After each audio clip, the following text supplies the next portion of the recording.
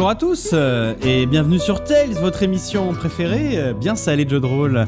C'est Tales. Je suis avec Antoine pour ce 4e épisode de la saison 3 de Tales. Comment ça va, Antoine ? Bah écoute, ça va. Le repos, Salvateur. Saison 3, épisode Salvateur. 4. Ouais, carrément. On en est là. On en est là. Il était temps de se reposer un peu. Donc, tout va bien.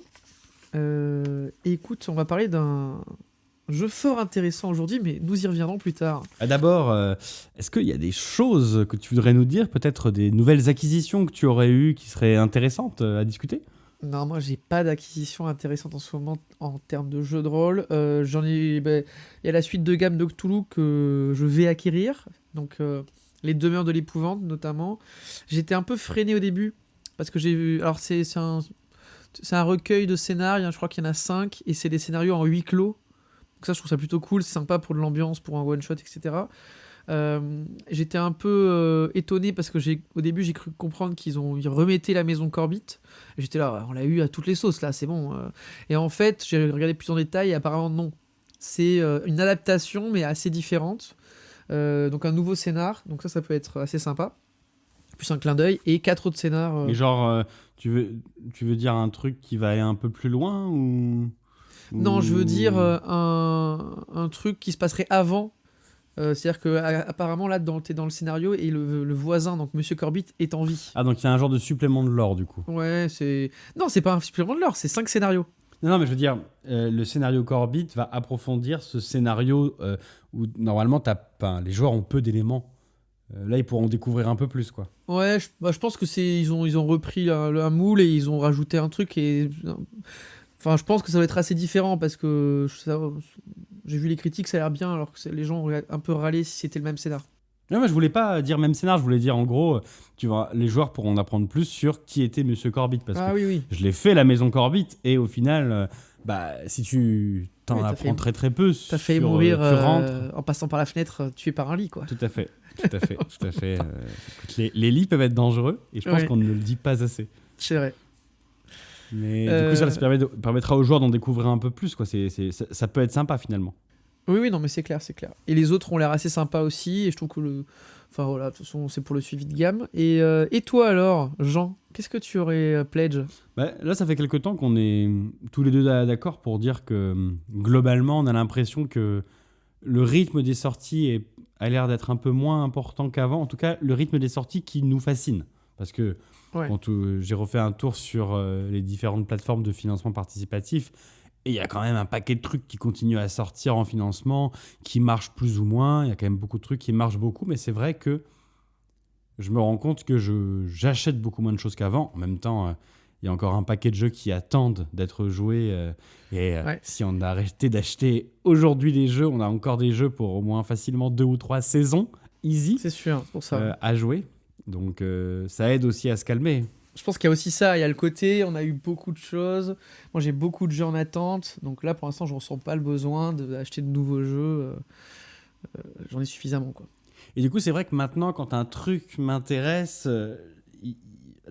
c'est très subjectif ce que je vais te dire, mais il faut que j'ai l'impression qu'il se passe quelque chose, quoi. Qu'il y a une particularité. Et c'est vrai que j'achète plus de jeux que ce que j'arrive à jouer, et je pense que ça, c'est malheureusement un syndrome qui est connu par beaucoup de rôlistes. Le fait d'acheter un jeu, de le fantasmer, de le lire et ah putain, j'y jouerai jamais. Et typiquement, c'est le cas de certaines choses dont on va parler aujourd'hui, de certaines campagnes dont on va parler aujourd'hui dans le jeu du jour, où il y a beaucoup de choses qu'on aimerait jouer et on n'a pas eu le temps d'y jouer, et peut-être qu'on n'y jouera jamais. Et donc, j'ai vu passer, ça faisait longtemps que je l'avais vu passer, Dante. La nouvelle adaptation d'Agathe sur du 5e et qui a décidé de partir sur toutes les adaptations bibliques qui ont été faites.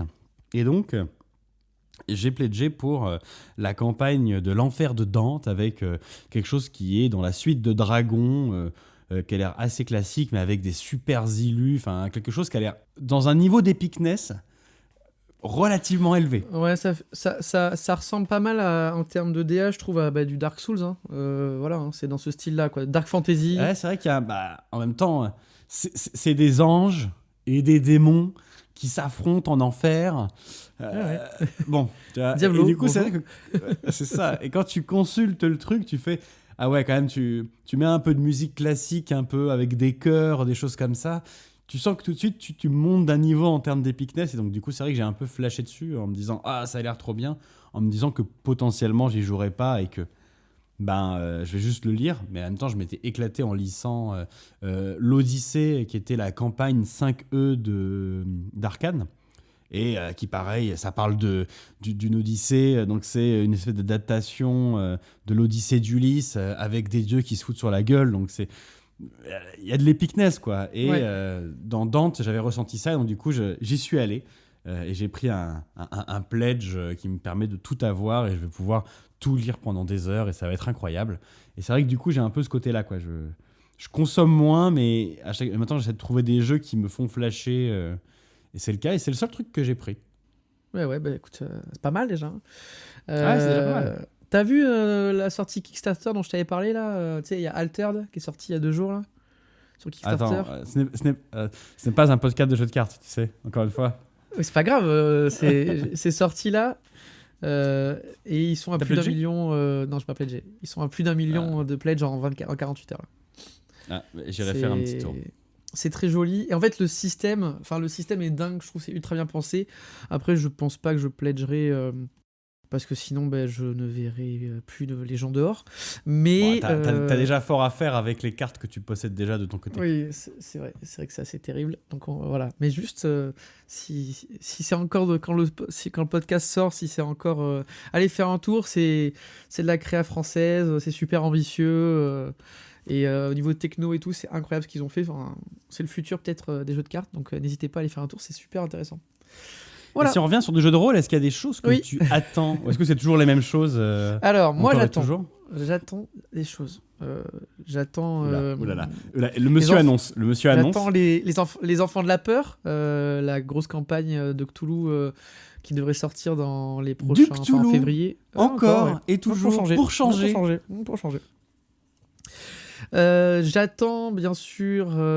J'attends. Alors, pas vraiment, mais je le redoute. La sortie de la suite de gamme de la Elite.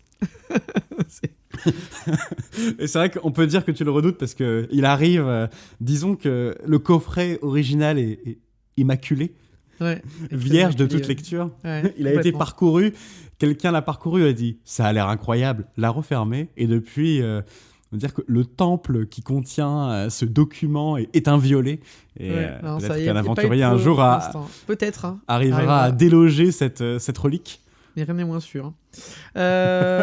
Et du coup, suite de gamme oblige. On est d'accord. Suite de gamme oblige. Écoute, ça sera en discussion. Là.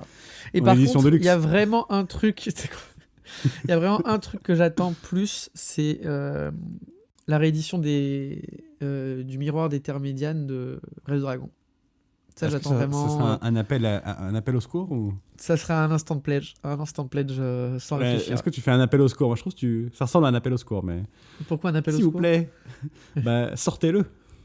Ah oui, mais je sais qu'ils sont... J'ai vu, là, ça prend vachement de temps, mais ils sont en train de bosser dessus, mais ça va être magnifique, c'est sûr. Et j'aimerais bien rejouer à Red Dragon. Ouais, ça, il faudrait que je vois comment faire, mais très compliqué. Une bouteille à la mer. Ouais, je lance la bouteille. Et toi, les attentes? Moi, elles sont pas trop changées puisque finalement les choses que j'attends sont toujours pas sorties. Moi, je suis toujours une bonne vieille fine zouze de Free League via Arcane. Et donc, j'attends Dragonbane. J'attends. J'aimerais que Arcane annonce qu'ils vont éditer la trad de Blade Runner. Il y a Twilight 2000 qui avait été plus ou moins annoncé comme une potentielle traduction. C'est du post-apo fait par Free League.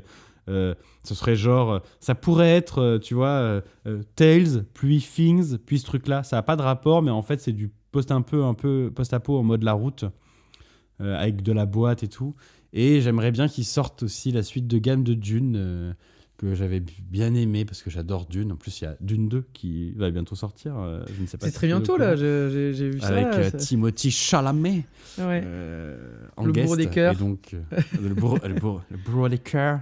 Voilà. Et donc voilà, j'attends ça parce que j'adore cet univers. Et puis ensuite Dans les attentes, je pense que c'est à peu près tout. Je sais pas si... Est-ce que j'oublie quelque chose? Non, je ne pense pas.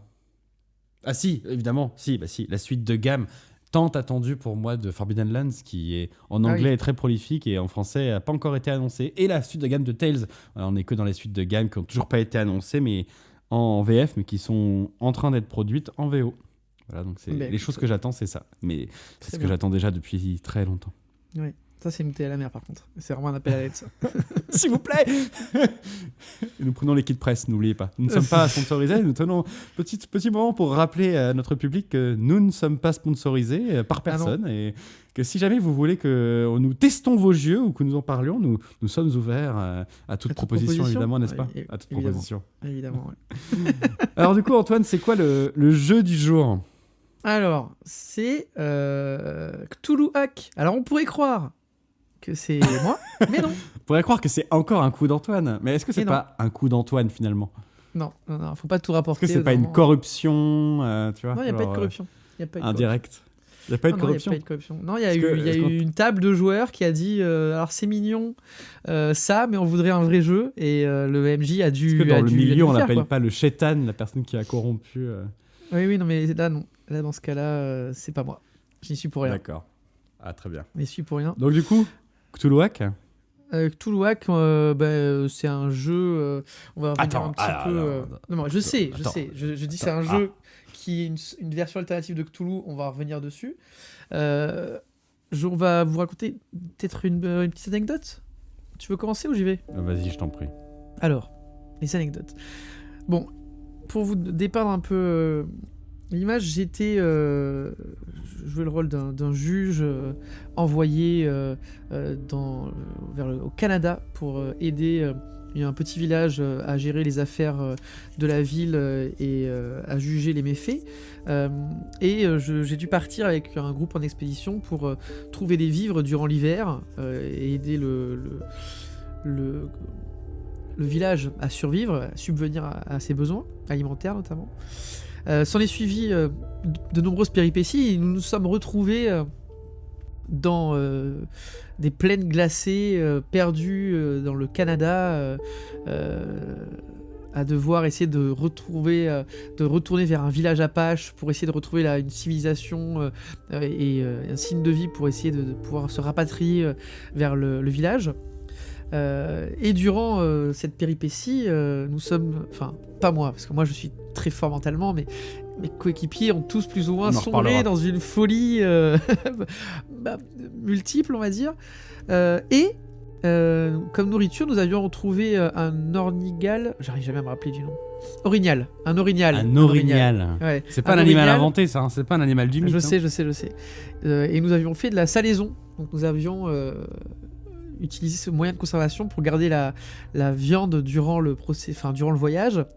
Et à un moment, on arrive et on retrouve un prêtre, un personnage qu'on avait vu depuis plusieurs jours et qui se retrouve pendu à un arbre avec un bras arraché, vraiment vision d'horreur, enfin sauf pour moi. Moi j'ai trouvé ça complètement normal. Ce prêtre était mort depuis plusieurs semaines alors que nous l'avions vu depuis 2 jours. Encore une fois, j'ai trouvé une raison logique à tout ça, et ça ne m'a pas du tout affecté. On a, alors dans une grande intelligence, j'ai proposé que l'un de nos compagnons s'occupe du cadavre et lui donne une tombe, etc. Il s'en est occupé, et puis un peu après, il s'est occupé du repas aussi. Alors, je sais que vous commencez à voir où je veux en venir. C'est qu'il a commencé à nous faire à manger, et puis on s'est tous fait à la table, on commence à manger, etc. Et là, on se dit... cet orignal, il a quand même un goût particulier. C'est marrant, ça a pas le goût classique, quoi.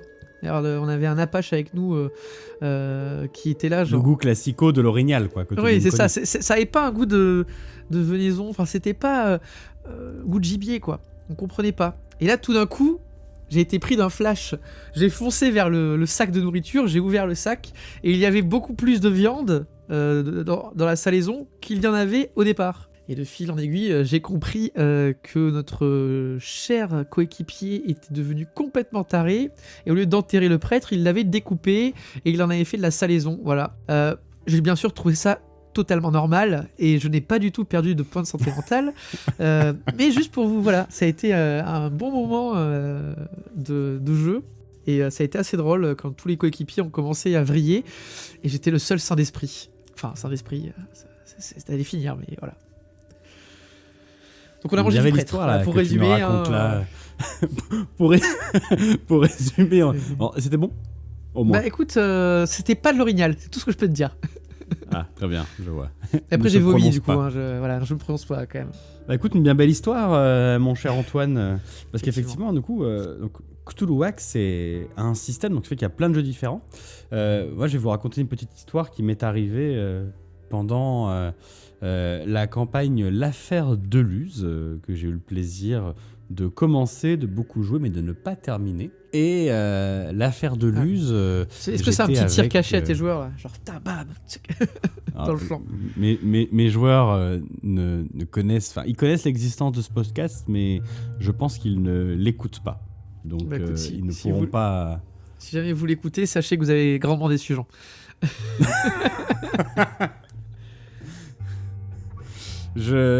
Mes personnages avaient exploré un manoir dans lequel ils avaient trouvé un labo d'alchimie et ils avaient récupéré une fiole. Une fiole dont le contenu et l'effet du contenu sur quelqu'un leur était inconnu. La bonne idée. Donc ça, c'était sur une des premières sessions. On a dû jouer pendant un an et demi, un truc comme ça.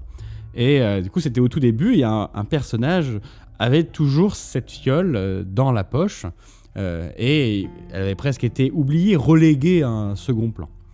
Il y a eu moult péripéties jusqu'à finir par explorer une grange dans laquelle ils se font attaquer par une horde de zombies.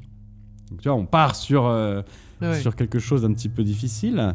Baston, difficulté, mise en difficulté assez énorme, joueur qui doit être sacrifié, sauvé au dernier moment par ses camarades, les jambes arrachées, retiré des bras des zombies avec la grange dans laquelle il se battait qui tombe en flammes et en ruines. Ils arrivent à sortir ce joueur à moitié déboîté de la grange en se demandant mais comment on va faire pour le sauver ? Il ne peut pas mourir, pas lui, pas après tout ce temps. Et l'un des joueurs sort, alors c'est le joueur qui était blessé, sort la fiole en disant foutu pour foutu, faut qu'on sache ce qui se passe, faut qu'on sache ce qu'elle fait, et peut-être qu'elle va me guérir, peut-être qu'elle va me soigner. Et le joueur qui dit ça forcément se tourne vers le MJ, qui était moi, en me regardant en disant c'est peut-être le moment d'être sympa.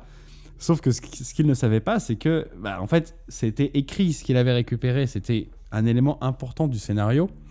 Et donc, c'est une fiole qui ne guérissait pas du tout. En même temps, on est dans Cthulhu, hein.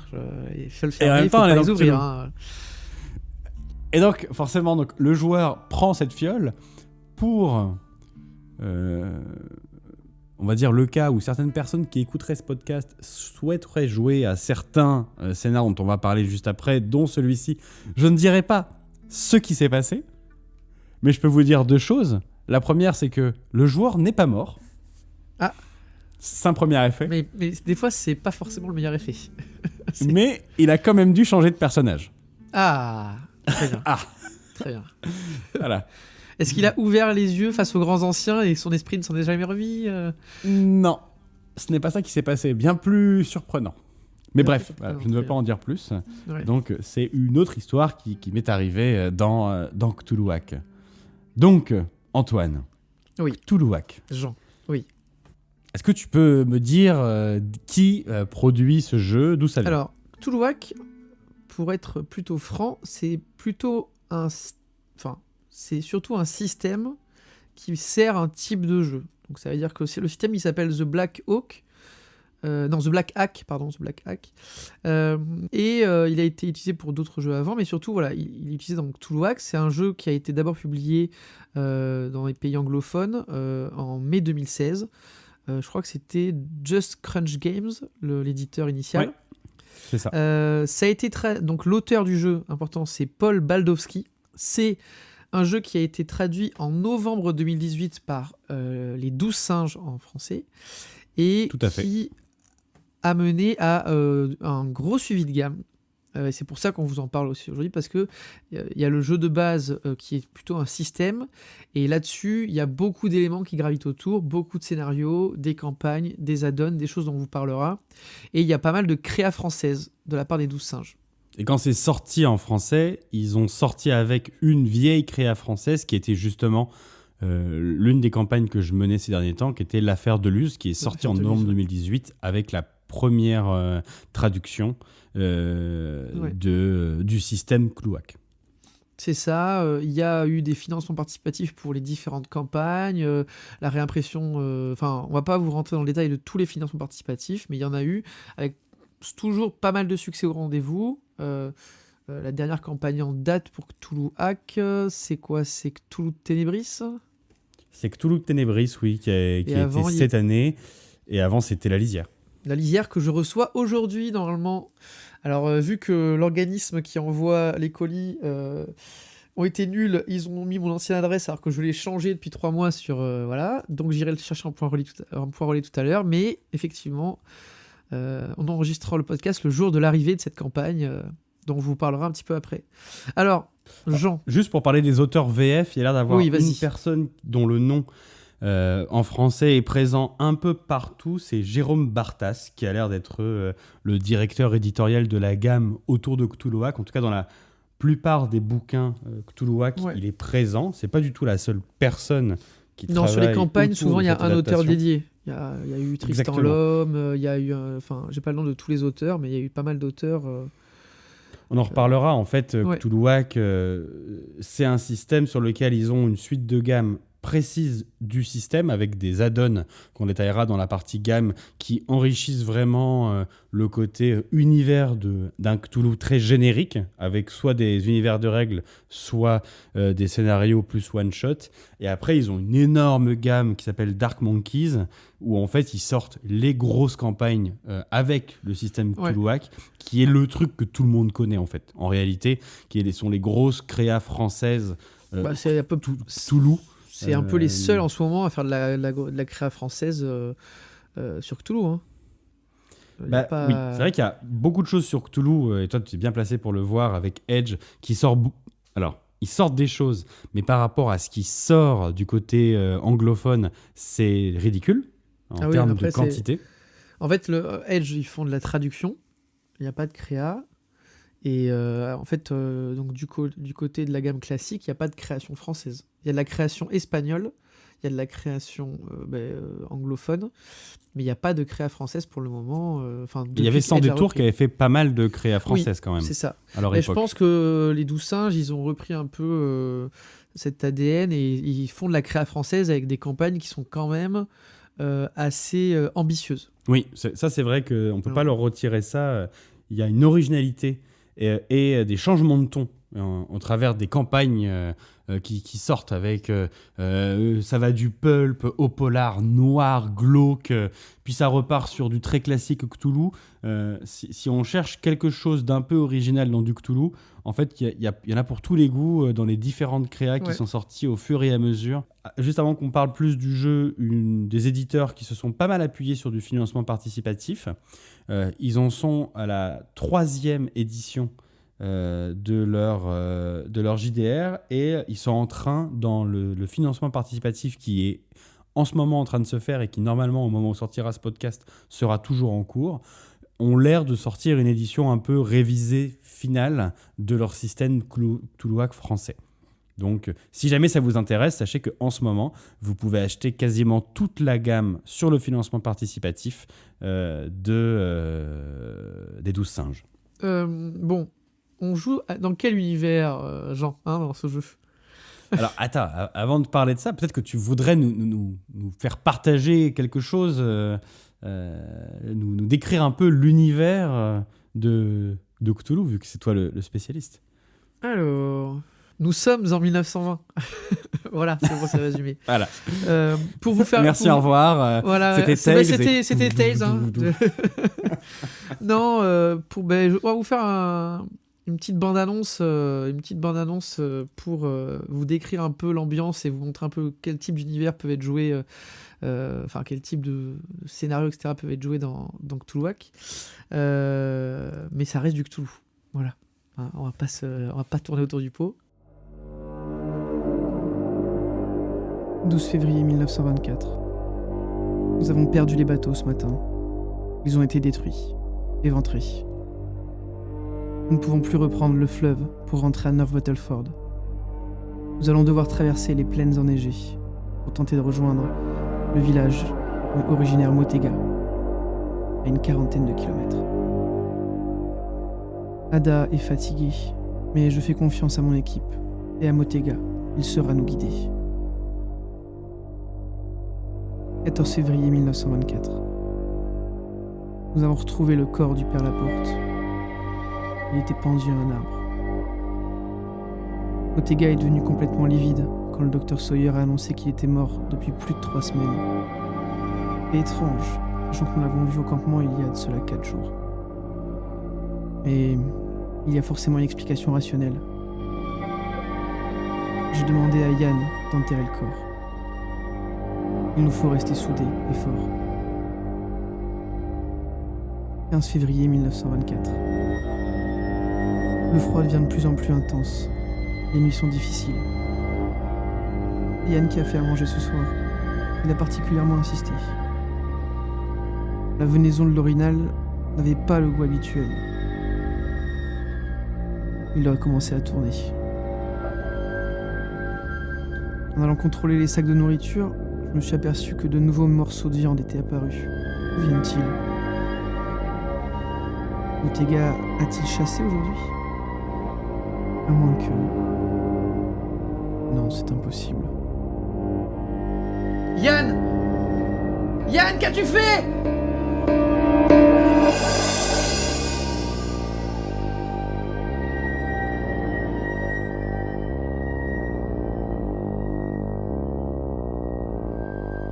Oui, effectivement, Antoine, on est d'accord. On reste quand même sur une vibes, la dépression, la joie de vivre, enfin toutes ces choses qui font plaisir.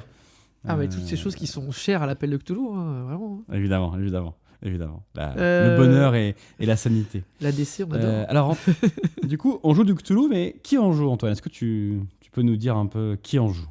Alors on joue pour changer vraiment de manière très originale des investigateurs. Voilà. Des gens qui sont soit dans des bibliothèques, dans les milieux de la psychiatrie, intellectuels, mais cadre CSP+, mais quand même dans la merde financièrement. Ouais, voilà. En marge de la société. Il leur est arrivé quelque chose et depuis, plus rien n'est pareil. Mais attends, pour être ultra original, quel type de scénario on joue, Jean ? Bah écoute... C'est la première fois que je vois ça dans un jeu Cthulhu, mais il y a l'air d'avoir 2 grands types de scénarios qui se détachent, qui sont le scénario d'enquête. Ah oui, très original, effectivement. Et le scénario de survie. Et le scénario de survie, mais c'est vrai qu'on n'y avait pas pensé avant. Je pense non, que ça n'existe pas. C'est ultra original, j'ai jamais vu ça. Je te le conseille, franchement, si jamais... Toi qui aimes bien ce genre d'univers... Tu devrais peut-être t'intéresser au scénar one-shot de Cthulhu. Le troll est beaucoup trop important. Qui va révolutionner un peu le game. Tu vois, on passe à un autre niveau. Intéresse-toi à ce qui est sorti en France. On va faire simple. Ouvre-toi un peu. Cthulhu. Voilà, c'est tout. On va pas épiloguer, c'est du Cthulhu. Merci. On va passer au système de jeu. Et là, il y a des choses à dire.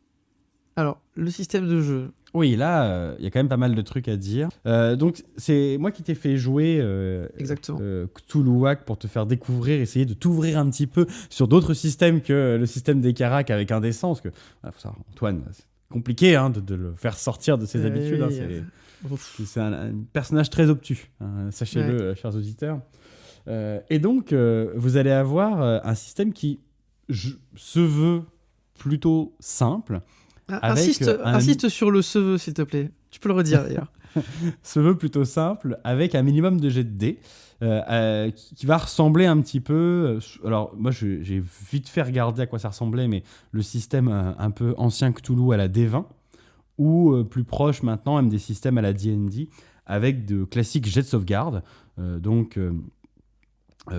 Globalement, quand votre personnage doit réagir à quelque chose, doit lutter contre une force obscure, est soumis à une menace, votre MJ adoré, préféré, qui veut votre bien dans ce genre de session, va vous demander de faire ce qu'on appelle un jet de sauvegarde. Et votre personnage a 6 caracs, que sont la force, la constitution, le charisme, peu importe, qui vont de 1 à 20. Plus votre chiffre est élevé, meilleur vous êtes. Et il va vous demander de jeter un des 20. Votre objectif étant de faire moins, strictement moins, que la carac de votre personnage. Donc si vous avez 15 en constitution, vous devez faire 14 ou moins pour réussir votre jet. Donc c'est l'inverse Donc de ça Donjons va et être- Dragons. C'est l'inverse de Donjons et Dragons, oui, tout à fait. Enfin, j'ai jamais joué à Donjons et Dragons, donc je te crois. Enfin, Mais- c'est pas exactement l'inverse. Donjons et Dragons, tu sais, il y a un seuil à passer et il faut faire plus, égal ou plus.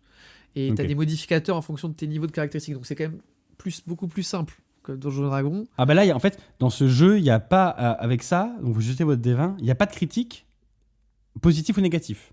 C'est-à-dire que Oui, vous faites c'est- moins, que c'est vous réussi, c'est faites raté. 12, Voilà. 10, c'est raté, c'est réussi, ça s'arrête là. Il n'y a pas d'effets qui vont aller sur le fait de faire un 20, donc qui serait un échec critique, ou un 1 qui serait une réussite critique.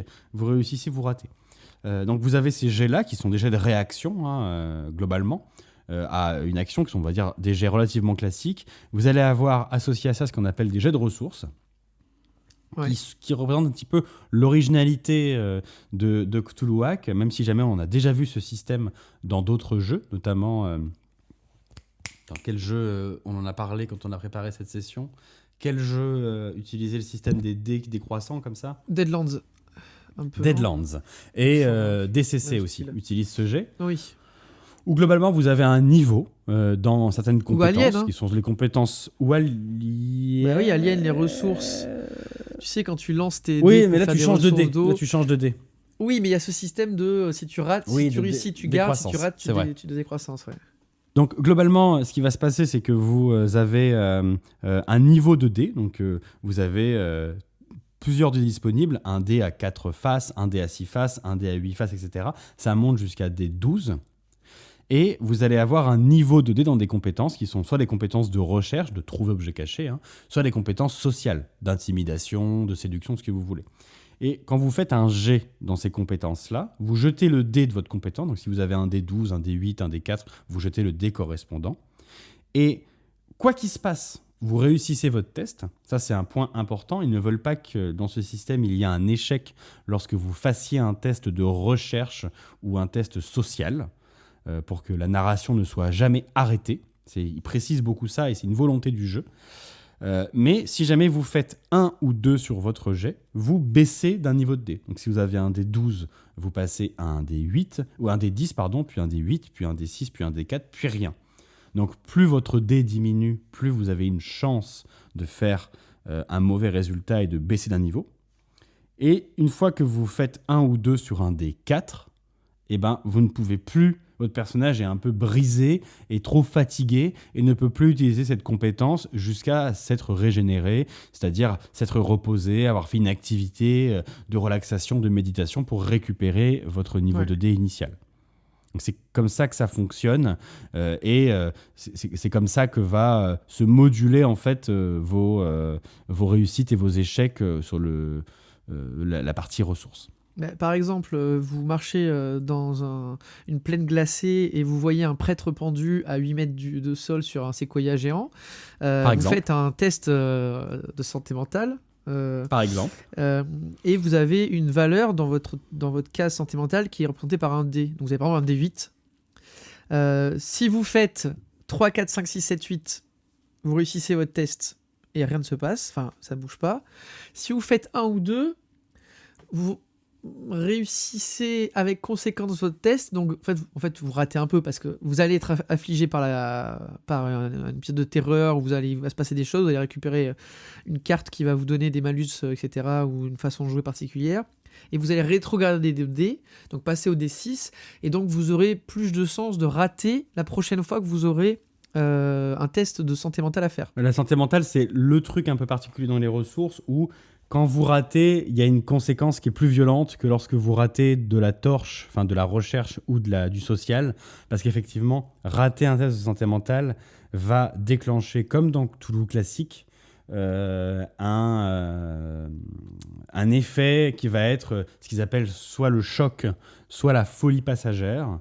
Et donc, le MJ a des réactions à vous proposer en fonction du test que vous allez rater, avec beaucoup d'aléatoires. Il y a plusieurs systèmes, soit vous avez des tables, soit vous avez des cartes à tirer pour proposer des réactions de folie à vos personnages. Et donc, quand vous ratez ce test-là, les conséquences sont plus importantes que quand vous ratez des tests de recherche, où globalement, vous trouvez ce qui se passe, mais je ne sais pas si vous cherchez un vase, il est brisé, enfin, j'en sais rien.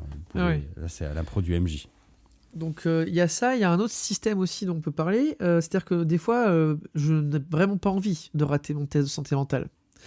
Et donc quand ça arrive, même si je le rate, je peux utiliser un point d'adrénaline, une espèce de point de destin, qui me permet du coup de mimer une réussite et de ne pas rétrograder le 2D, même si j'ai raté mon lancer de dés en santé mentale. Alors, je crois pas que... Non, tu dois pas... Tu choisis de pas faire le jet. Ah, tu choisis de pas faire le jet.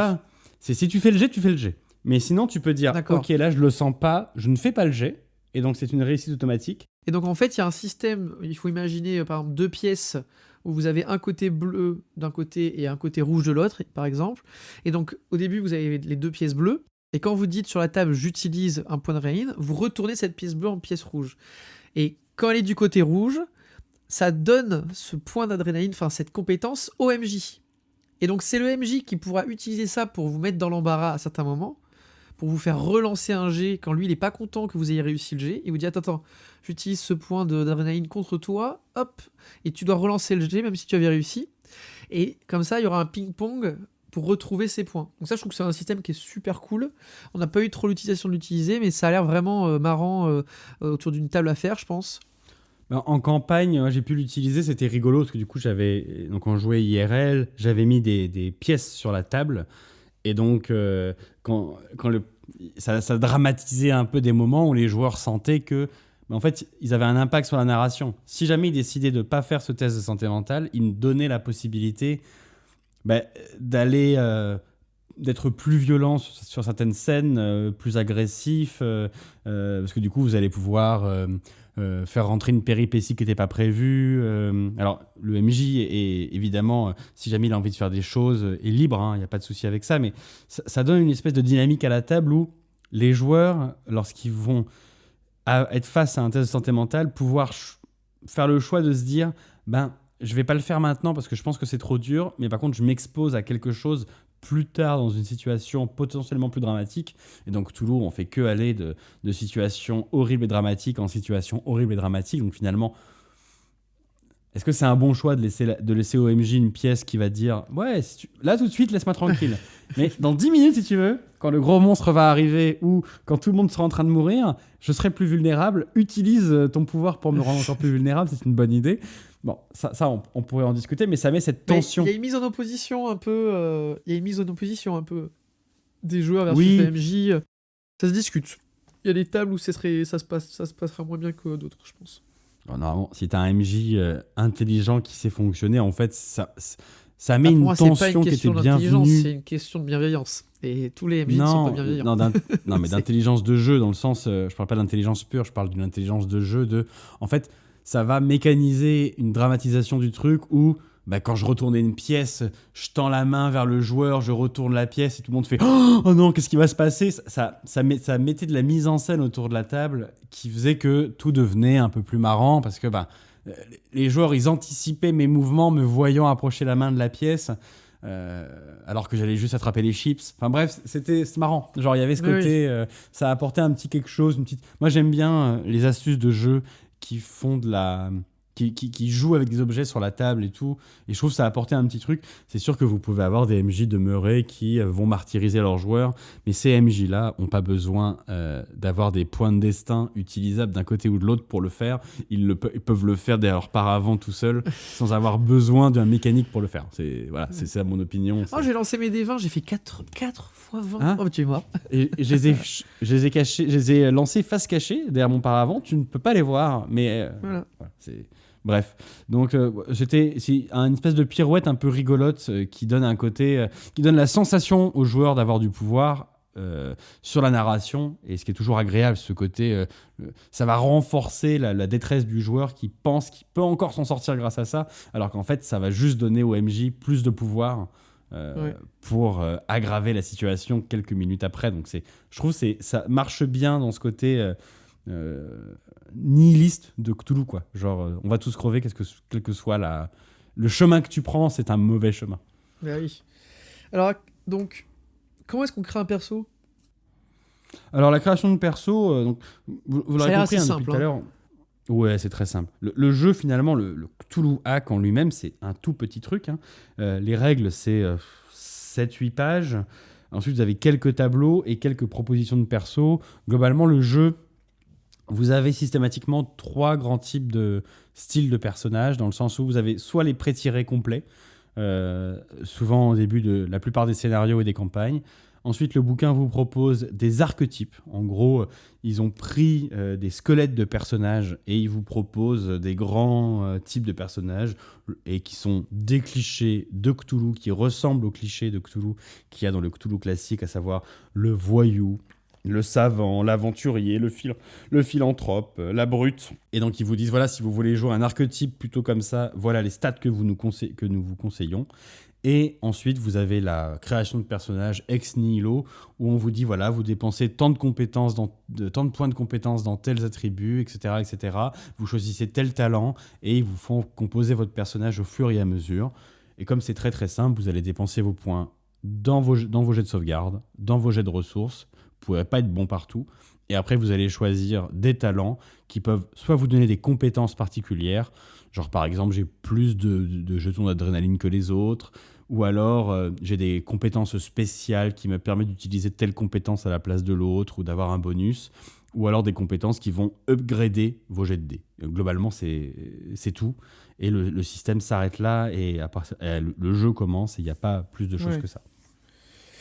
Ok. Bon, ben voilà, on a fait un peu le tour des règles. Tu dirais, enfin, on peut parler un peu de à qui ça s'adresse. Alors... dans les règles, il y a peut-être un truc dont on peut parler, c'est le système de points de vie. Oui, le système de points de vie, il y a deux types de variations. Ça, j'ai compris, je crois. Vas-y. Donc, en gros, c'est soit comme le système de ressources, c'est-à-dire que vous allez lancer un dé. Si vous faites 1 ou 2, vous rétrogradez d'un dé. Donc, vous passez d'un D10 à un D8, un D8 à un D6, etc. Et quand vous perdez votre D4, vous êtes mort. Ça peut être le système de points de vie, de dégâts qui se répartit comme ça. Ou alors, vous avez un nombre de points de vie fixe et vous prenez des dégâts et quand vous tombez à 0, vous êtes mort. C'est ça. Et il y a un des systèmes qui te rend plus résistant, et tu as pu l'observer avec la SAN. Le système de ressources, c'est clairement plus tourné vers du pulp, je pense, parce qu'il y a ce côté, si je fais pas 1 ou 2, je meurs jamais, en fait. Ouais. Alors oui, il y a la possibilité de faire tout le temps le mauvais jet, et de rater tout le temps, et de tomber rapidement, et de mourir plus vite. Mais bon, dans la majorité des cas, c'est plus avantageux. Pour une campagne, ça peut être pas mal quand tu veux faire du pulp, d'avoir ce système de type de dés que tu rétrogrades plutôt qu'un nombre de points de vie. On peut développer ça sur le côté un peu système. On peut commencer maintenant, et après on parlera à qui ça s'adresse. Je suis tout à fait d'accord avec toi, le type de jet comme ça, avec vous jetez un dé et vous devez faire 1 ou 2 pour échouer avec des petits guillemets, fait que les personnages vont mettre plus de temps à échouer que les autres. Comme dit Antoine, vous pouvez avoir la mauvaise chance au dé, mais ce qui s'est passé pendant la partie prototypée qu'on a faite avec Antoine pour lui montrer un peu comment fonctionnait, il n'avait pas besoin de beaucoup d'exemples pour voir comment Cthulhu fonctionnait, mais pour tester le système, c'est qu'à chaque fois qu'il a fait un test de santé mentale, si on prend les règles pures de base vanilla, en fait, Antoine a toujours fait des jets qui ne l'ont jamais mis en difficulté, ne l'ont jamais poussé vers la folie. Même si jamais on multipliait les jets, il s'en est toujours sorti. Il avait un D8, il a systématiquement fait 3 ou plus. Donc son personnage a traversé un enfer et... Je vois pas de quoi tu parles. Il est resté calme. Il n'y a pas eu de problème. Tranquille, le prêtre. Le vieux juge qui débarque de sa campagne se retrouve... J'ai tout vu. Ah, il a tout vu. Il débarque de sa campagne, le gars. Là, c'est ça. Il part dans les bois et puis... Oh, pas de problème. Alors, on n'a plus de quoi manger, on n'a plus les bateaux, on est perdu dans les bois en plein hiver avec un monstre à nos trousses. Et là, je retrouve le corps d'un homme avec qui je parlais, qui avait disparu et qui en fait est mort depuis des mois. Et j'ai probablement parlé avec son fantôme. Aucun problème. Non, mais c'est. Mais non, mais Ça- je vois pas ça où devait est- être son je vois pas, jumeau. Non, je pense. J'étais très logique, moi. Non, mais voilà. Et- Donc, de toute façon, on fera un petit point là-dessus sur la vie. Comme ça, tu pourras dire un peu ce que tu penses de ce type de système. Je pense que on peut voir déjà un peu à qui ça s'adresse. C'est assez facile. Pour les joueurs, en tout cas, personnellement, ça s'adresse à tout type de joueurs. Ça s'adresse quand même plutôt aux gens qui jouent pour la narration. Donc, ce qui est quand même souvent le cas, c'est-à-dire qu'ils jouent pour l'histoire, pour le côté narratif, le côté un peu théâtre, etc. Si vous êtes un joueur qui aimait bien les mécaniques fournies, qui aimait bien les règles fournies avec des triggers, des modifications, etc., passez votre chemin, c'est pas fait pour vous. Voilà. C'est un système qui se veut simple et qui se veut accompagner l'histoire un maximum et où finalement il y a peu d'interactions. Alors, est-ce qu'il y a pas assez d'interactions? Ça, on y reviendra un peu après. Mais voilà, pour moi, ça s'adresse à tout le monde, sauf aux joueurs qui kiffent un peu les règles un peu velues, avec tout un tas un peu simulationnistes. C'est pas du tout ça, c'est pas la peine.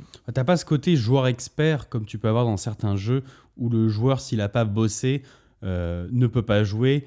C'est un jeu, j'ai pu jouer avec des gens qui connaissaient pas le système, arriver à leur dire globalement, vous jetez un D20, il faut faire moins que le test que je vous dirai, et quand vous faites un test de ressources, ça se passe comme ça, 5 minutes d'explication de règles, et c'est parti, on joue. Très simple à prendre en main. Ben oui, oui. Mais effectivement, il n'y a pas beaucoup d'évolution de personnages, et en campagne, ça se joue un peu différemment, et on va en reparler. Ah oui, ça, c'est sûr. Et pour les maîtres du jeu, tu dirais quoi, toi? En fait, c'est le début de on va dire de ma critique du système. Je ne trouve pas le système mauvais, mais je trouve que c'est juste un squelette sur lequel se guider, et que si vous le jouez, et c'est ce que j'ai essayé de faire avec Antoine pour qu'il voit ce que je voulais dire, si vous jouez ce système vanilla exactement comme il est écrit, il y a des grosses limites. Le système, après, régulièrement dans les pages, vous dit ne pensez à adapter dans certaines situations, etc. Et je pense que les scénarios de base le font pas assez, alors que on en reparlera, mais les campagnes, elles, se privent pas pour adapter le système. Si jamais vous vous amusez pas à mettre un peu de règles maison dans le système pour faire varier la difficulté, apporter du sel, eh ben, le jeu peut être un peu plat. Typiquement, mais avec ça, la santé mentale. Ouais. Je suis d'accord, mais moi je te demandais ce que tu pensais, à qui ça s'adresse par rapport au maître du jeu. Je te demandais pas tout de Bah, suite. j'y viens. de donner- Justement, j'y viens. Ça découle de ça. Ah d'accord. Parce que typiquement, toi, quand je t'ai fait jouer Vanilla, ton personnage, il a traversé des trucs horribles au fur et à mesure sans qu'il se passe rien. Là où, tout bêtement, sur de la santé mentale, si je l'avais fait à ma sauce, au fur et à mesure de la partie, les tests auraient été de toute façon de plus en plus durs. Vu que l'objectif du scénario, c'était de te faire sombrer dans la folie, eh ben j'aurais, je sais pas, au début, il fallait faire 1 ou 2, et puis si jamais tu réussis, bah, en fait, si tu fais moins de 4, ça compte, puis devant un truc horrible, si tu fais pas 7 ou 8, eh ben, tu perds la tête. J'aurais durci le test comme ça, en augmentant, en levant la barre du moment où tu perds la tête. Enfin, j'aurais fait des choses comme ça, et j'aurais modifié toutes les règles un petit peu comme ça pour vu que tu l'as très bien dit, c'est plutôt un scénario. Il y a plein de scénarios qui sont quand même très scénarisés dans le sens où c'est la narration qui va guider plus que l'aléatoire du système. Et ben j'aurais amené le système pour qu'il te fasse vivre cette histoire, tu vois, beaucoup plus forte. Ouais.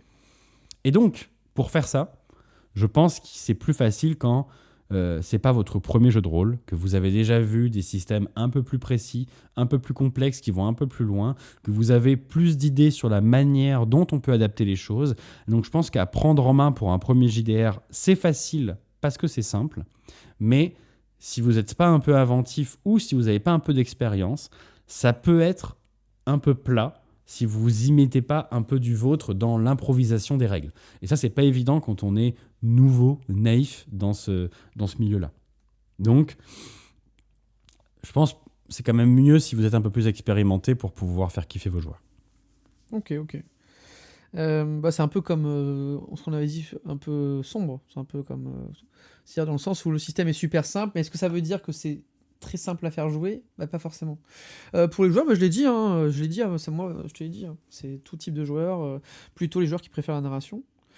Euh, pour l'ambiance, bon bah c'est du Cthulhu, hein, donc tu nous partageras peut-être quelques playlists. Oui, je partagerai quelques playlists. C'est bien, il n'y a pas que moi qui dois faire des trucs. En vrai, toi, je t'ai fait jouer sur quoi? Genre, Inscription. on a joué... c'est ça. On a joué dans l'hiver canadien. De toute façon, la BO d'Inscription, ça marche pour de l'Heroic Fantasy, pour du Cthulhu, ça marche pour tout. Voilà, c'est banger. Ouais, c'est tout. Il y a des choses comme ça. T'as commencé avec la guitare de Last of Us 2. Ouais. Pour une petite ambiance bien joyeuse. Et ensuite, quand ça a commencé à se pimenter, on est parti sur Inscription et ça a très très bien fonctionné pour faire... Il y a plein de loops d'1 heure ou de 2 heures d'Inscription sur YouTube et ça marche parfaitement. Let's Roll, ça marche super bien. Oui, alors il y a 3 systèmes différents. Il y a un Cthulhu Hack V1, un Cthulhu Hack V2 et un Cthulhu Hack multilingue. Donc qui ont l'air d'être relativement similaires et comme le système est simple, bah, tout fonctionne. Il y a juste, je ne sais pas pourquoi, j'ai pas réussi à créer de PNJ, de token sur aucun de ces 3 systèmes. Je sais pas si c'est un bug lié au système ou pas, mais du coup j'ai pas pu créer de PNJ. C'est le seul truc qui fonctionnait pas, mais sinon tout marchait très bien. Mais ça s'y prête bien, quoi. C'est facile à utiliser, c'est pas... donc voilà un petit peu. Alors l'avis sur Cthulhu Hack, enfin sur le système de jeu, hein, au final, pas vraiment sur le contenu. Je vais peut-être commencer. Alors, c'est un bon système. C'est pas transcendant. Ça va pas vous faire révolutionner votre pratique du jeu de rôle. Il y a une volonté de simplification qui est bienvenue, mais qui, personnellement, je trouve, ne colle pas à 100% et n'est pas, ne vous permet pas, tel que c'est écrit, de faire jouer à 100% et d'être prêt pour 100% des situations. Après ça, je crois qu'ils l'ont bien compris, ils le disent plusieurs fois, tu m'as dit dans le bouquin. Ça donne forcément un côté plus pulp dans le système vanilla, parce que les personnages peuvent résister plus longtemps, qu'il y a moins ce côté... voilà. Moi, je regrette quand même que le système n'ait pas de gros impact sur la narration. Alors, je vois venir d'ici, hein, les monsieur... non, mais attendez, le lancer de dés c'est dépassé. Mais non, mais attendez, on fait plus du jeu de rôle comme on faisait. Nous, ça fait 40 ans qu'on fait du jeu de rôle, on a étudié la question, on a sorti une thèse sur le sujet. Alors, on s'en bat les couilles, première chose. Et deuxième chose, moins c'est violent, Antoine, moins violent. Deuxième chose, c'est qu'en fait, si vous voulez faire du théâtre, bah, faites du théâtre. Voilà, moi, il n'y a pas de problème. Et je trouve ça trop bien quand le jeu de rôle tend à fond vers le théâtre et que je préfère les systèmes de jeu simples. Mais pour moi, il faut qu'il reste un système de jeu. C'est un jeu. Et quand il n'y a pas ce côté ludique, des fois, je trouve ça dommage. Et là, je trouve que ça manque un peu parce que, comme tu l'as dit, il n'y a pas de réussite critique. Il n'y a pas de gros impact négatif qui peut arriver. Donc le hasard, il a été un peu nerfé. Et il n'y a pas ce côté hasard qui peut faire basculer une histoire sur un lancer de dés. Alors, il y a des gens qui peuvent trouver ça regrettable, et ça, je le comprends, mais c'est vrai que moi, parmi mes plus beaux souvenirs et mes meilleurs souvenirs de jeux de rôle, des fois, c'était causé par un simple lancer de dés. Une cause perdue, plus personne n'y croyait, on lance un jet de dés, et magique, il se passe quelque chose. Ou alors, en fait, c'est bon, on est sauvé, et là, bam, l'échec critique, tout se retourne, et tout part en vrille. Et je trouve que dans ce système, ça manque un peu. Après, je trouve que c'est quand même un pas dans la bonne direction. Voilà, on met la narration en premier. Est-ce que ça transcende le système de l'appel de Cthulhu de base? Perso, je trouve pas. Voilà. Et en fait, les gens qui vont répondre non, mais c'est beaucoup trop compliqué l'appel de Cthulhu, je suis d'accord. Mais en fait, le système de l'appel de Cthulhu, il s'adapte. Et en s'adaptant et en se simplifiant, il devient très lisible. Et le système de Cthulhu Hack, il est déjà très lisible, mais il faut aussi l'adaptation pour le rendre des fois plus cohérent avec l'histoire. Et donc, c'est pareil, ça demande de l'adaptation dans les deux cas. Donc, je trouve pas que ça soit non plus un système transcendant qui révolutionne la façon de jouer à ce type de jeu, quoi. Mais c'est un très bon système et c'est un très bon jeu. tu vas encore dire que je suis toujours, je dis toujours les mêmes choses, mais si tu veux prendre un système qui fait de l'horreur, qui le fait bien et qui fait sur des coups de dés des choses incroyables, eh ben, Oui, il y a mieux. on peut reparler un Je sais petit très peu bien de de, Free je sais League, très bien de quoi tu et parles. Mais, on peut reparler de ce qu'ils ont fait avec Alien, de ce qu'ils ont fait avec VSN, où en fait, avec Alien, rappelle-toi, sur un coup de dé, que tu as perdu la vie de manière brutale, alors que tu exactement ce que je à dis. 2 doigts, C'est- et on s'en C'est rappelle. exactement ce que je dis, c'est qu'il y a des systèmes de jeu qui sont qui ont mis en prime la narration à fond et qui pour autant ont réussi à amener ce côté dramatique au lancer de dés. Mais je trouve que c'est un système en fait qui est, tu sais, c'est un système de transition, genre dans le sens où il y avait les systèmes un peu plus anciens, il y a 20 ans, plus mécaniques, un peu plus gros, un peu plus machine à vapeur, un peu plus compliqué là à mettre en place avec beaucoup plus de tables et de choses comme ça. Aujourd'hui, on arrive sur une évolution des systèmes avec effectivement le Saint System Free League qui est une espèce de système très moderne qui Qui a est ses très défauts, hein. Attention, hein, tout à fait. Voilà. Je le Il y vénère, a des mais je choses- sais reconnaître Il là y a- où il y a- ça va il y a- pas. C'est pareil, il y a des choses qui sont simplifiées qui des fois ça perd un peu de sel, mais je suis d'accord avec toi, ils ont réussi à faire ce que Cthulhuac ne fait pas, c'est-à-dire donner ce sentiment d'importance au lancer de dés. En fait, parce que dans Free League, quand tu dis, il n'y a pas de réussite critique ou d'échec critique, mais il y a ce côté, je lance 10 dés, je suis sûr d'y arriver. Je sais que c'est bon, c'est gagné. Et en fait, là, tu fais pas une seule réussite fait, et non. tu te tabasses la tête contre les murs. En fait, c'est vrai que cette sensation de je suis puissant et je vais réussir ce test, et avec des jets de dés, après les scénarios sont aussi écrits dans ce sens-là, qui vont être déterminants à un moment et qui vont faire varier, enfin changer la partie, le pivot de la partie, tu le ressens, ces espèces d'actions. Ouais.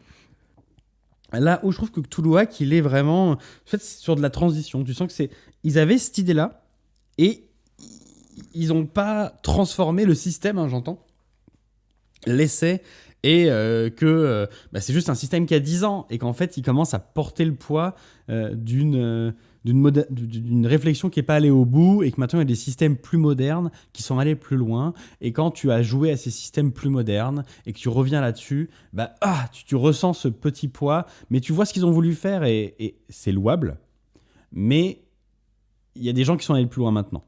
Bref, mais comme tous les systèmes, ils sont imparfaits et celui-ci échappe pas à la règle.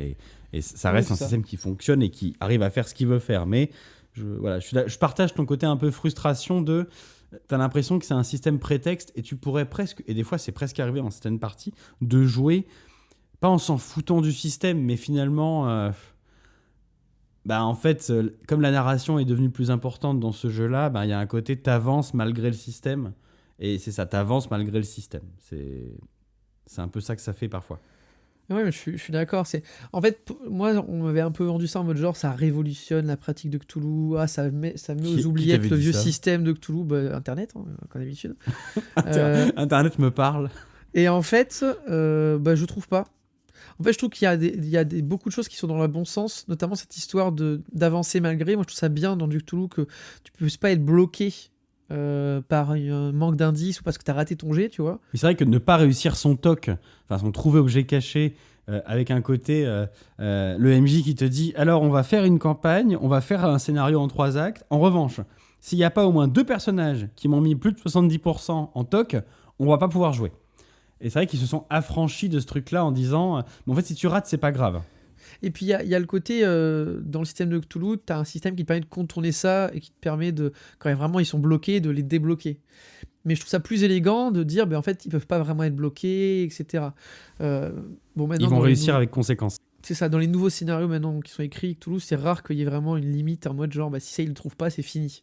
C'est plus, ils comprendront pas tout, mais ce qui est pas si mal. Mais dans le système, je le trouve très bien. En fait, si vous avez commencé en jouant sur Cthulhuac, je pense vous jouerez avec ce système-là. Si vous avez commencé avec le système de l'appel de Cthulhu, est-ce que c'est la peine de changer ? Je suis pas certain qu'il y ait vraiment un si gros impact sur la narration, sur le jeu. Voilà. C'est un avis un peu long, mais c'est parce que le jeu est intéressant. En fait, le vrai gros intérêt d'aller sur Cthulhuac, à mon sens, c'est ce dont on va parler, c'est la gamme Dark Monkey, qui est le Ça, truc, en fait, on n'est pas allé vers Cthulhuac pour le système, on est tous les deux allés vers Cthulhuac parce qu'il y a eu un moment, une campagne qui est sortie, qui est donc la créa originale des 12 singes, où on s'est dit « Oh putain, je veux jouer à ça ». Et donc, même si jamais tout est transposable, tout est facile, acheter un jeu où il y a toutes les caracs de tous les monstres, de tous les trucs qui sont mises dans le système que tu joues, c'est quand même vachement plus simple à préparer que lorsqu'il faut commencer à transposer les choses dans ton système à toi. C'est ça, en fait c'est ça. C'est pour ça Donc que... c'est ça qui nous a... Le oui. conseil, c'est aller vers Cthulhuac si jamais l'une des choses dont on va vous parler à partir de maintenant vous intéresse. Et il y a une probabilité pour que ça arrive. Voilà. Et n'ayez pas peur de passer d'utiliser le système de base parce qu'il est facile à prendre en main. Il n'est pas parfait. Mais il y a des petits ajustements en plus en fonction maintenant, on va parler de la gamme. En fonction de la campagne, ils ont des fois tweaké un peu le système pour s'adapter mieux. Et du coup, là, les critiques qu'on vient de faire ne s'appliquent plus vraiment. Et ça, c'est quand même une super bonne idée. Bon, ouais. Tu voulais dire des choses supplémentaires sur l'avis ? Non. On est parti pour la gamme qui est un gros morceau. Bah, en fait, voilà. Pourquoi est-ce qu'on vous parle de Cthulhuac ? C'est parce qu'en fait, il y a une gamme juste dingue. Il y a des choses trop bien à parler. Donc, vas-y, je te laisse. Tu l'as dit toi-même, en termes de créa française, Ah non, mais c'est le boss. original, y a c'est... on a refait Ultra le tour là ambitieux, tout à l'heure. On s'est disputé pendant 1 heure en sortant nos différents bouquins, etc. C'était un carnage. Et en fait, c'est vrai qu'il y a beaucoup de choses dans ma bibliothèque qui sont de la trad, de la transposition. Et quand je ressors les créas originales, bon alors moi j'ai beaucoup d'Heroic Fantasy, donc bon, c'est tout. Mais en fait, en termes de campagne sur des modes un peu contemporains, polar, enquête, en fait, il n'y a que des 12 singes. C'est assez simple. Hein, et quand on se plaignait de voir que personne ne sortait rien, etc., on disait toujours, non, il y a les 12 singes. La chronique oubliée Cthulhu, là, qui est sortie ou qui va sortir, où il y a de la créa française. C'est vrai qu'il y a Black Book aussi. Mais c'est pas, pour l'instant, c'est à voir. Et actuellement, les numéros 1 en créa française sur du type de ça, c'est effectivement, ouais. Je suis retourné sur leur page de financement participatif, là, tout à l'heure. Ouais. Ils ont un nombre de financements qui est ultra important. Et ils font pas que de Cthulhu, en plus. Hein. Ils font beaucoup d'autres choses. Ah oui, non, mais c'est super qualitatif. Hein. Il y a beaucoup de trucs, même en Heroic Fantasy, hein, les 12 singes... Ils ont fait une campagne il y a quelques années qui a été vachement plébiscitée, Pax Elfica, tout ça. Il y a beaucoup de choses. Hein. Il y a 2 grandes gammes, on va dire, dans les 12 singes. Il y a la gamme vraiment supplément de Cthulhuac, dans le sens soit des suppléments de règles, de contexte général, des suppléments de mythes, des suppléments ou des suppléments de scénario one-shot. Et il y a la gamme, enfin les suppléments plutôt de campagne. Et tout ça... ils le mettent sous leur gamme qui s'appelle Dark Monkeys. Donc, si on va d'abord parler des suppléments, on va dire, un peu plus stand-alone, qui ne sont pas les suppléments de campagne. Avec, pour commencer, du coup, le premier truc qu'ils ont sorti dans cette gamme-là, c'est ce qui correspond au bouquin de base, et qui, pour l'instant, en fait, il n'y a pas de vrai bouquin de base, où c'est juste le système, qui s'appelle du coup Cthulhuac. C'est un livre en couverture souple 80 pages et qui est vendu sous plusieurs formes. La forme la plus répandue, c'est ce qu'ils appellent le Cthulhu Pack, qui est à 39 €, qui contient 2 livrets souples de 80 pages plus l'écran du jeu. Donc c'est 2 livrets en couleur, avec le premier contenant les règles, un aperçu du mythe et des monstres et 2 scénarios jouables, et un deuxième livret qui contient 5 scénarios qui s'appelle From the Vault, qui correspond à 5 scénarios un peu ce que eux disent emblématiques de Cthulhu en France. Alors il n'y a pas la maison Corbett dedans, mais il y a des scénarios qui viennent d'un petit peu partout, qui sont apparemment des scénarios plutôt mythiques de Cthulhu. Donc là, tu me dis que pour 39 €, je peux avoir un livre de base, 7 scénarios et un écran. C'est ça. Et du coup, un écran 3 volets sur lequel l'illustration n'est pas incroyable, je trouve. Elle est très classique. On peut le dire. Oui. elle casse pas. Voilà, c'est pas incroyable du tout à avoir à sa table. Back in the 80s, quoi. Retourner dans les 80, voilà, c'est un peu ça. Non, dans les années 80, il y avait un charme de certaines illustrations qu'on n'a Ouais, pas ouais. sur ce panneau Les de années base. 2000, ça te va les années 2000? C'est mieux, ouais, on est plus années 2000. Avec par contre un côté MJ où il y a les tableaux de base pour improviser sur le système. Donc le côté MJ est plutôt pas trop mal fait et le tout surtout pour 39 €. Et donc si on prend de l'avance sur la suite, en fait avec ça déjà vous pouvez jouer pas mal de temps tranquille sans avoir besoin. Vous achetez juste le système et de quoi le tester et vous savez très très vite si jamais ça va vous plaire ou pas. Ensuite, ils ont sorti avec 2 grands financements participatifs, 2 séries de suppléments qu'ils ont appelés les Libri Monstrum et les Libri Arcanum, qui sont à chaque fois 3 bouquins, donc Libri Monstrum 1, 2 et 3, qui correspondent à une première série, les Monstrum, avec un bestiaire et 2 suppléments, un sur Shub-Niggurath et un sur le Wendigo, qui sont à chaque fois des suppléments pour Shub-Niggurath et le Wendigo, des suppléments de scénario, qui sont plutôt pas mal. Et donc Antoine, tu as testé toi un des suppléments de scénario qui était le Wendigo. Ouais. Et le bestiaire qui correspond à un supplément dans lequel vous allez enchaîner différentes descriptions de créatures avec à chaque fois une double page où vous avez un dessin de la créature, ses caracs et un peu de mythe autour d'elle. Et vous allez avoir des créatures autour du mythe, des créatures folkloriques. Donc c'est un supplément sympathique si vous avez envie d'écrire vos propres scénarios ou d'augmenter les scénarios déjà proposés. Chaque livre est disponible donc c'est des livres couverture rigide, couleur, 160 pages. Ça, c'est pour Antoine. Ouais. Les suppléments sont de 39 à 29 € en fonction de la taille du bouquin. Et vous avez la deuxième série de suppléments, je vous ai dit que ça allait être long, qui sont les Libri Arcanum. Et donc, pareil, là, on est plutôt d'aller vers les monstres, on est vers du situationnel avec un supplément de magie. Donc, il va développer, comme c'est plus pulp, Antoine l'a bien dit, des suppléments autour de comment vos PJ peuvent utiliser la magie. On vous décrit des bouquins magiques, des grimoires, avec des extraits de grimoires, une grande liste de sorts différents, comment les jouer, etc. Et la description de plusieurs PNJ magiciens que vos PJ pourraient rencontrer. Donc, c'est un supplément assez sympa, assez original dans le style, parce que souvent, Cthulhu, je trouve, le Cthulhu classique est assez pudique sur les trucs... souvent, la magie, tu n'y as pas trop accès, c'est des trucs qui rendent vite fou, tout ça. Tu deviens taré rapidement, quoi.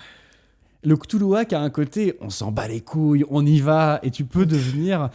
En fait, je trouve que c'est marrant de jouer à Cthulhuac quand tu as déjà joué à Cthulhu, parce qu'il y a un côté un peu sulfureux, interdit de « je peux faire des choses que je pourrais pas faire dans un Cthulhu classique ».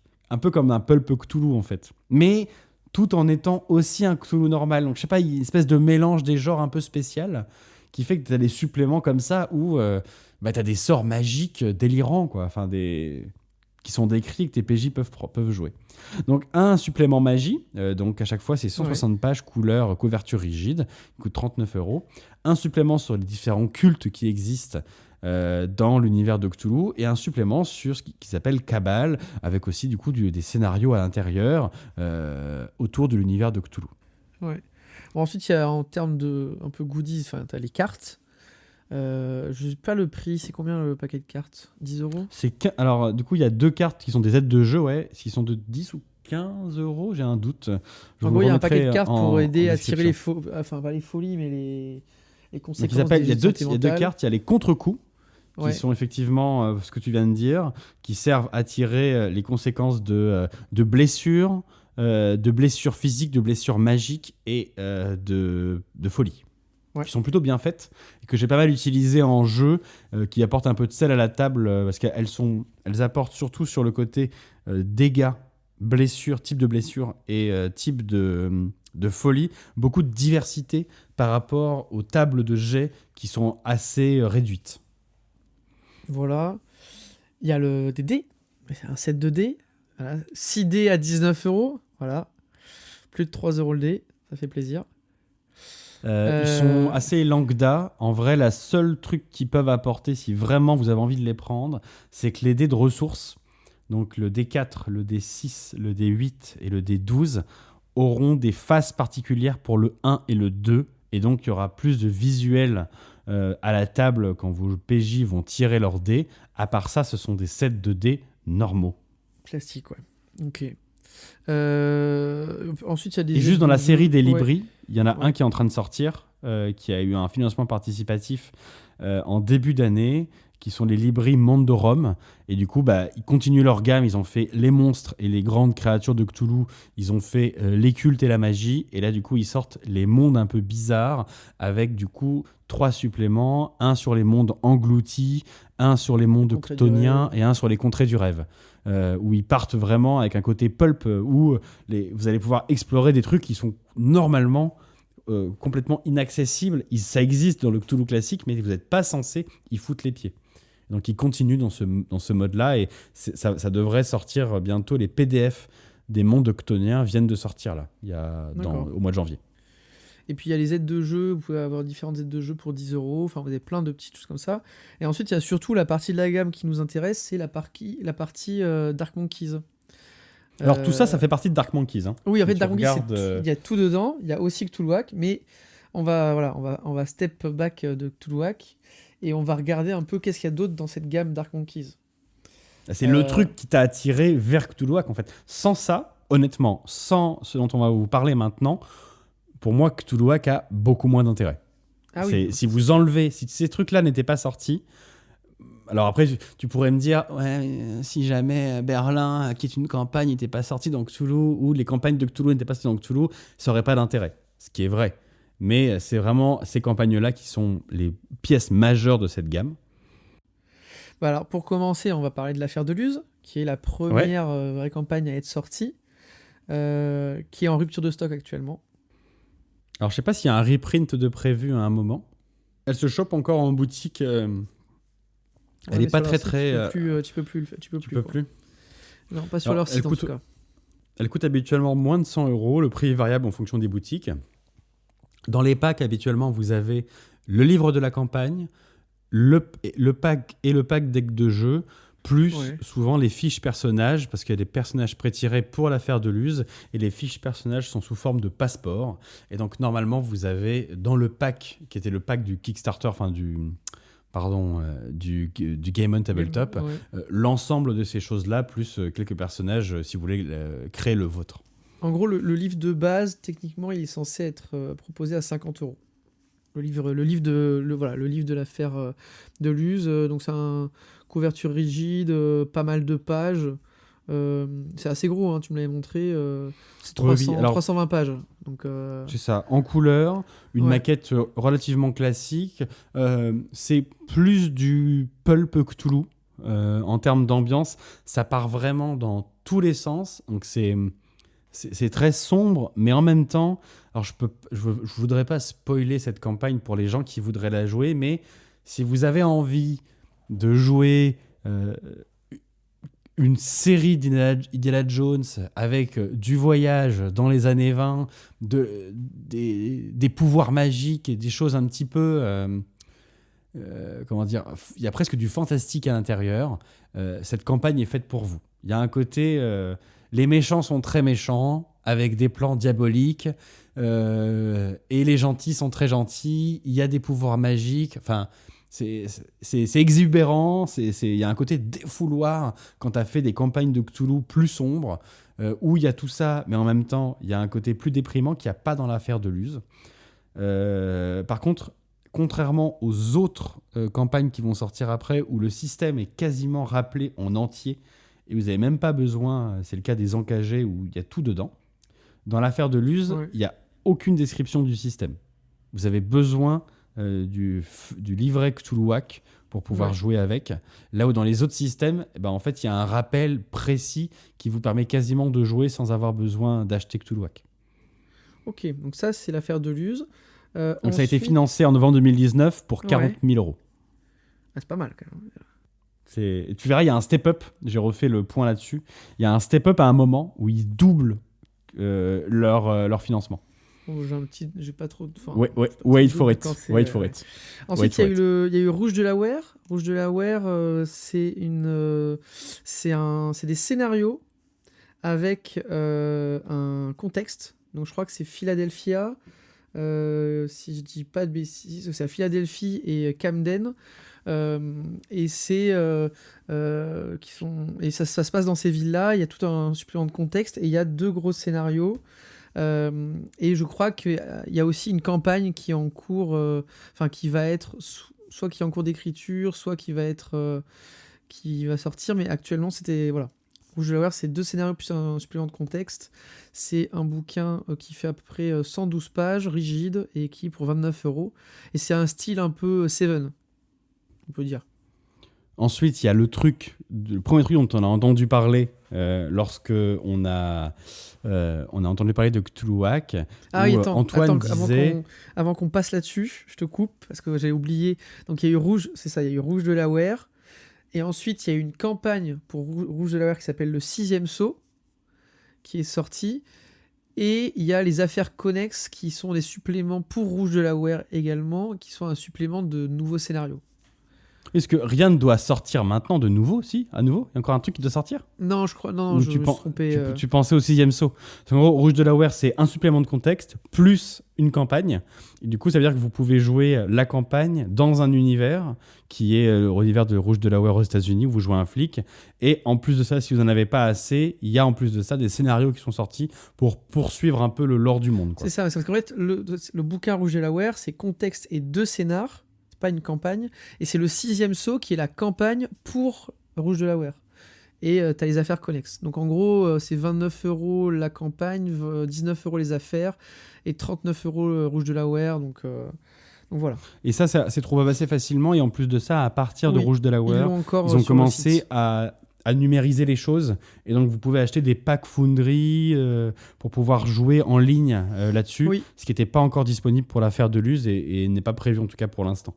Et du coup, tu allais parler d'un truc assez stylé, là, il me semble. Donc Antoine, un jour, vient me voir en me disant « Ouais, j'ai trouvé un truc, c'est incroyable, c'est du Cthulhu dans Bordeaux, j'ai jamais vu ça, faut absolument que je joue ça, t'imagines, on pourrait jouer dans les lieux. » Parce que du coup, à la base, on vient de Bordeaux avec Antoine, et donc, ah là là, on pourrait être dans la rue où le meurtre a lieu, et tout ça. Et donc, c'est ça qui nous a fait découvrir Cthulhuac. En plus de ça, c'est écrit par Tristan Lhomme. Attends, mais ce mec, il est trop connu, il a écrit trop de trucs et tout. Et donc ça, c'est sorti en novembre 2020. Il y a eu le premier financement qui a rapporté environ 40 000 € et s'appelle Les Encagés. Ouais, Les Encagés. C'est inspiré d'une histoire vraie qui s'est déroulée dans les années 80.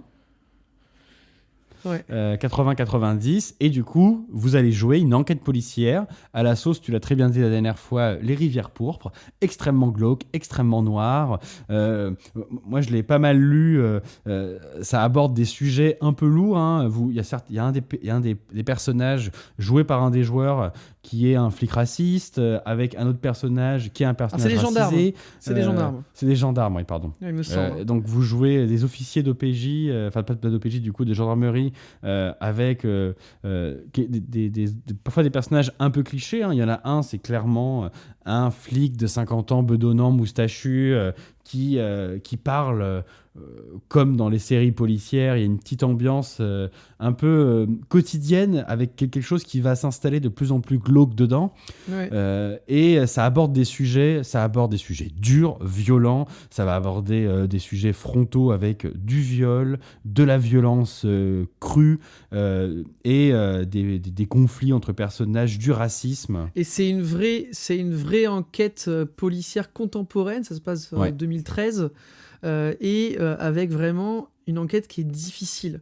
C'est pas pour toutes les tables du tout, parce que c'est pas du tout facile à jouer. Il y a beaucoup d'éléments, il y a beaucoup de connexions à faire. Il faut un rythme de jeu assez soutenu si on veut se rappeler d'un peu tout.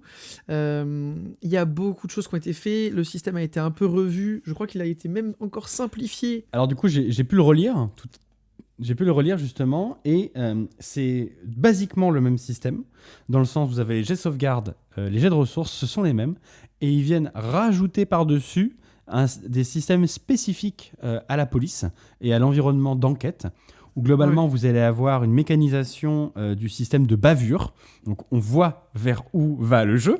Parce qu'il te explique, voilà, tu as des tableaux pour te montrer en fonction de la police des polices de l'IGPN si ce que tu as fait est plus ou moins grave, comment est-ce que tu vas aggraver les tests, etc., de bavure. Enfin, donc, le jeu va te pousser à aller vers...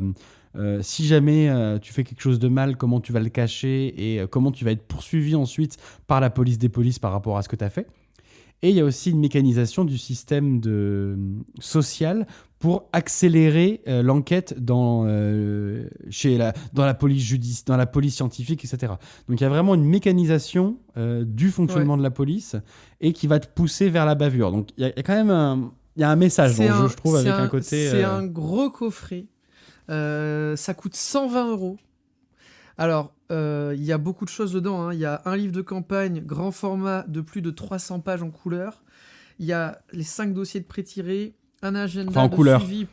C'est très très noir et blanc quand même. Hein, non, mais c'est en couleur. Pour le maître du jeu, il y a 10 pages de trombinoscope avec 80 portraits prédécoupés pour tous les personnages, etc. de l'enquête. Il y a 90 pages d'aide de jeu. Qui sont faits à part dans un dossier à part. Il y a un poster de la région bordelaise, un écran de jeu. En plus de ça, vous avez plein de choses qui sont ressorties avec la réimpression quand ils ont fait le Game on Tabletop. Il y a des PDF de conseils musicaux, des nouveaux portraits d'adversaires, des aides de jeu vierges. Il y a plein de choses. Le système, il est fourni en entier dedans. Tu peux jouer sans avoir Cthulhuac. Il y a tout. Alors, il y a à l'arrière... Il y a marqué en gros MJ expérimenté et je ne vous le fais pas dire parce que là c'est quelques semaines voire mois de préparation avant de pouvoir la faire jouer. C'est trop bien. Ça demande une table de joueurs assez expérimentés et qui sont prêts à dédier une partie de leur temps pour jouer la campagne. On va pas se mentir. Ah oui, ça demande un investissement, je pense, de la part des joueurs qui est ultra important pour comprendre un peu ce qui est en train de se passer. Tu peux pas juste jouer en dilettante à ça.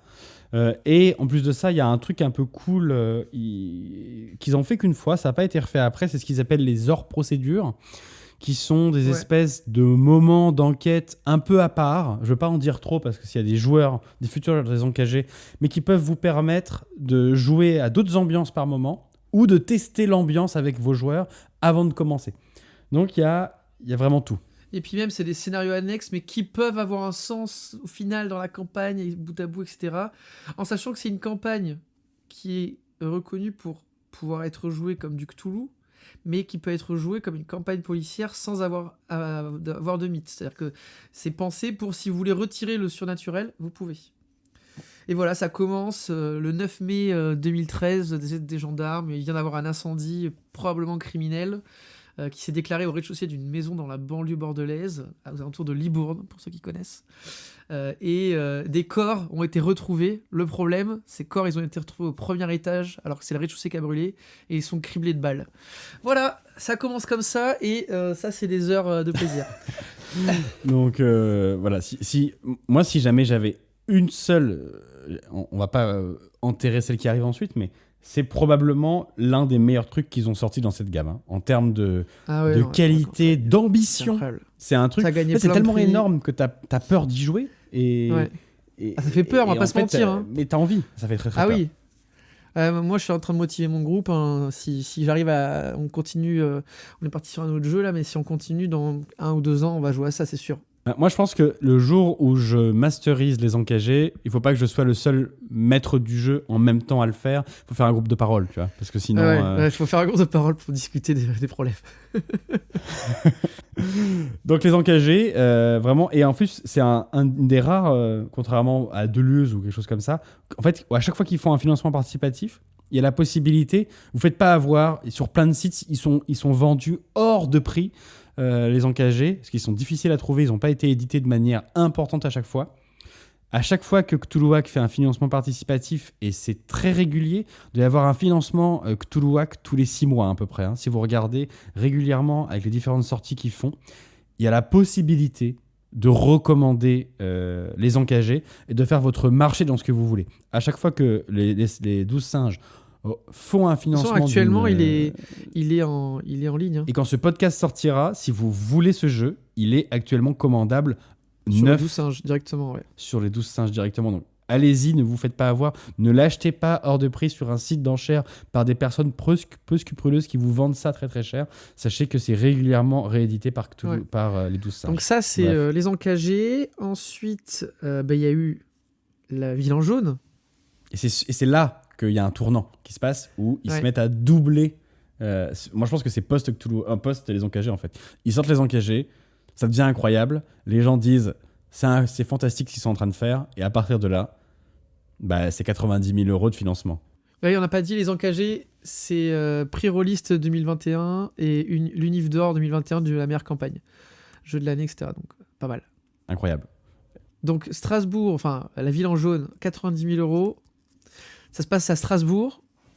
C'est composé de plusieurs choses. Il y a le guide occulte de Strasbourg, les aventures strasbourgeoises, le bouquin de campagne La ville en jaune et le pack du MJ. Tout compris, on est à peu près dans les mêmes prix que les encagés. C'est-à-dire que là, vous pouvez les acheter séparément. Là où les encagés, vous êtes obligé d'acheter tout d'un coup. Mais la ville en jaune, c'est dans les mêmes types de prix. Hein. C'est 100, 120 € le tout. Et là, on est pareil sur une campagne en 3 actes avec beaucoup de matos.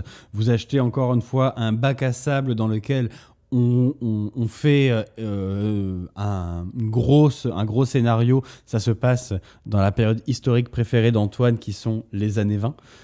C'est littéralement mis une campagne dans le Strasbourg des années 1920. C'est écrit sur la pochette de la campagne participative. Donc Antoine, on est chez toi. Installe-toi, mets-toi confort. Oui, et puis le système est cool. Enfin, je veux dire, dans le thème et tout est cool. Le roi en jaune, Carcosa, c'est des thèmes très connus de l'univers de Cthulhu. Ça a l'air d'être un bon classique Cthulhu, quoi. Genre, Mais qui a inspiré, tous ces thèmes-là qui ont inspiré la première saison de True Detective, pour ceux qui connaissent, Le Roi en jaune, et qui sont très connus, qui a un thème assez cool. Il y a eu une campagne très connue française, alors je sais pas si c'est français, mais donc Cthulhu, qui s'appelait Les Oripeaux du Roi, où il y avait aussi ce thème-là du Roi en jaune. Sans détour, non ? C'était Sans détour, ouais, mais je crois pas que ce soit eux qui l'aient édité. Je crois que ça doit être une traduction. Je sais plus. Mais en tout cas, voilà, c'est un thème qui a déjà été fait et qui est souvent qui mène à des très bonnes campagnes. Donc ça, moi, je connais pas. Je l'ai pas feuilleté. Mais si c'est le même acabit que les encagés, que vous habitez à Strasbourg, par exemple, ça peut être très sympa. C'est de ce que j'en ai lu, moi, je l'ai feuilleté rapidement. Ça a moins marqué les gens que les encagés, qui reste ce truc qui a marqué tout le monde au moment où c'est sorti.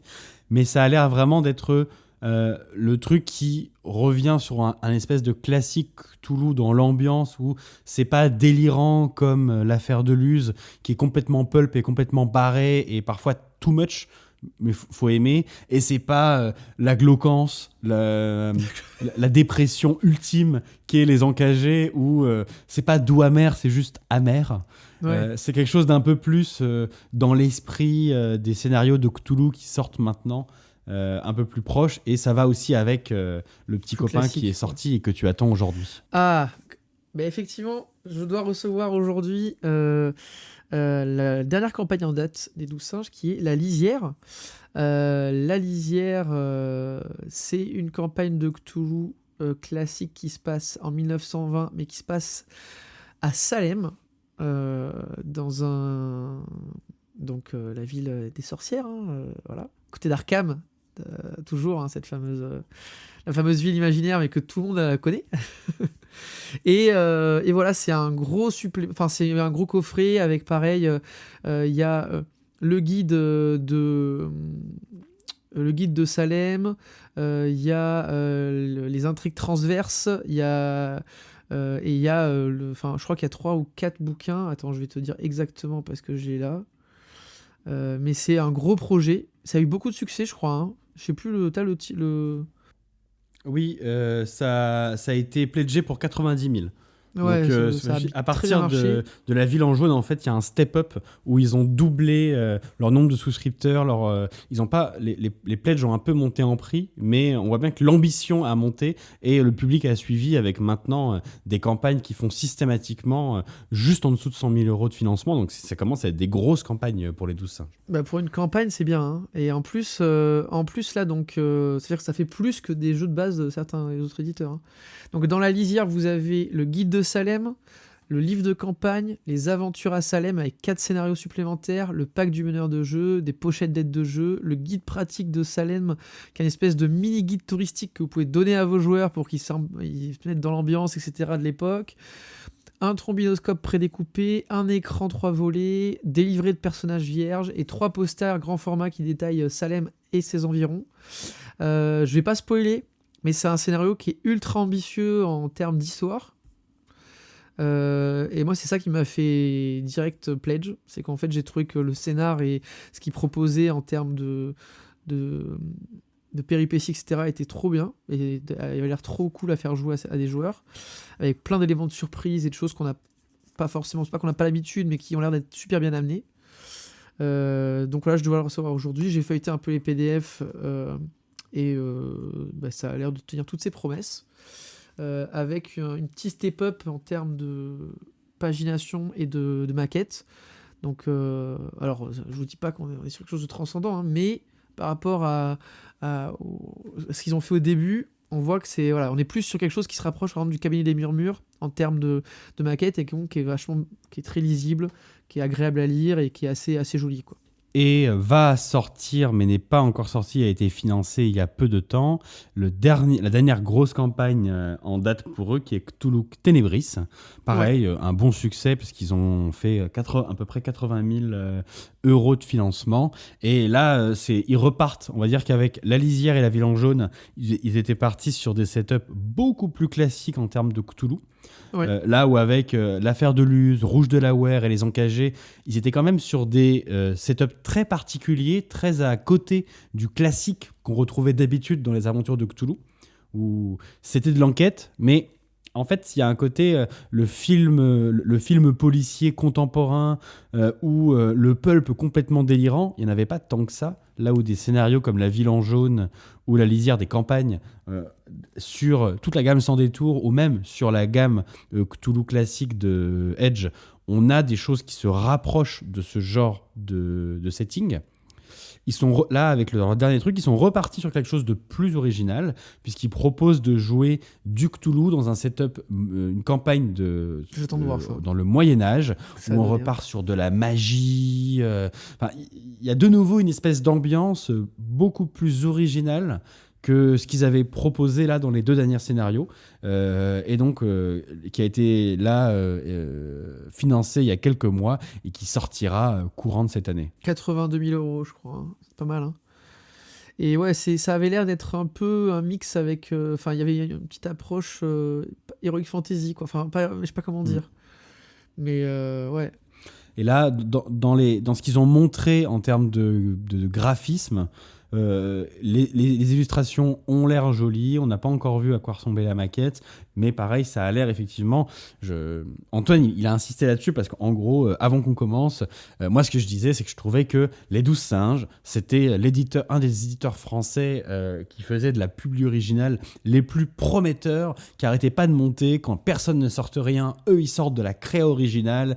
Ils ont énormément de jeux différents. Ils partent dans l'Heroic Fantasy. Ils ont une gamme Cthulhu qui est ouf en termes de campagne, de setup et d'originalité, mais souvent, je trouvais que dans leur maquette, dans leur pagination, c'était pavé de texte et c'était un peu...